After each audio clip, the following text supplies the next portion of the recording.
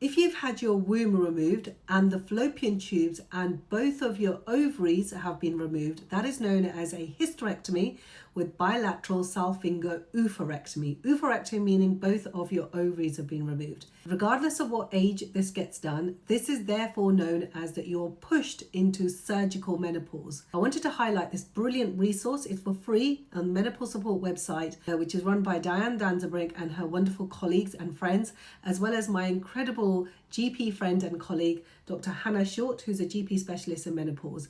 This resource, I'm hoping, will help you to be guided about what care you should be having if you've had a hysterectomy and both of your ovaries removed. Because I did a video recently and so many women in the comments were saying, I've not had a conversation about HRT or how to manage my symptoms.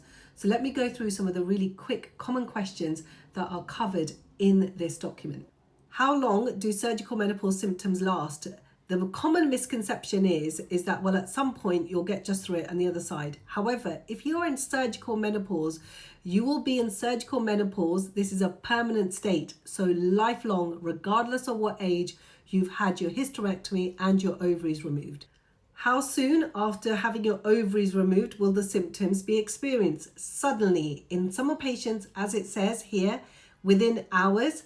However, in some cases, it can be gradual, which is actually a minority of cases that I see. So you are suddenly pushed into the menopause. If a woman has had one ovary taken out, will she still experience menopausal symptoms? Now here, the data isn't so great. So we know that if you've got one ovary left behind, you're not technically in surgical menopause. However, if there's any damage done to that ovary during surgery or the blood supply that's going to it, then yes, that can still push you into surgical menopause.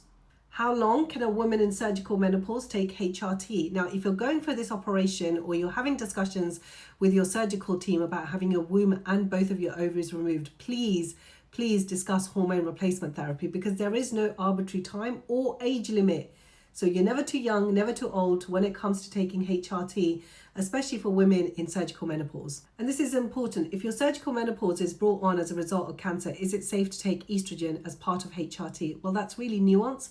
And this goes into great detail going, look, some women mightn't be able to have it. Some women need to have that really careful risk versus balance when it comes to hormone replacement therapy. And it's always important to talk to your specialist and have a multidisciplinary team approach. And is testosterone important for surgical menopause? Yes, it is. And my colleagues discuss how it's available on the NHS.